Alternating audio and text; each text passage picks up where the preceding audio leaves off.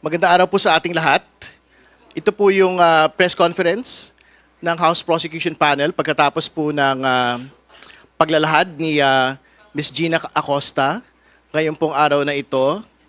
Ang nakikita po natin sa harapan po natin ngayon pong araw na ito ay yung pong representasyon ng 125 million na inilabas sa Land Bank ng December 2022. Ito po yung pera na ibinigay ng Land Bank kay Ms. Acosta at binigay po ni Ms. Acosta kay Mr. La Chica under the instruction of the Vice President, under the instruction of Vice President Sara Duterte.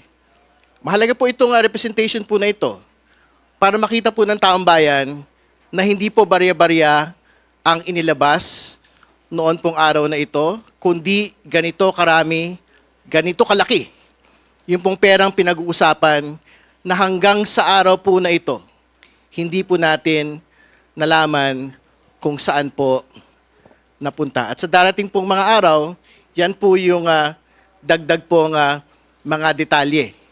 Nahihingin po natin kay Ms. Acosta at sa iba pa hong mga sangkot dito po sa maling paggamit ng confidential funds. Sa dami po ng pera, yung pong mga kasama ho natin dito, si Congressman Benny Abante at si Attorney Jay Tolosa ay hindi na ho makita sa atin pong press conference. No? So, para ho we can proceed with the press conference, and I think you had seen enough, no, of how big the funds actually are. Pwede na ho natin tanggalin para po makapagsimula.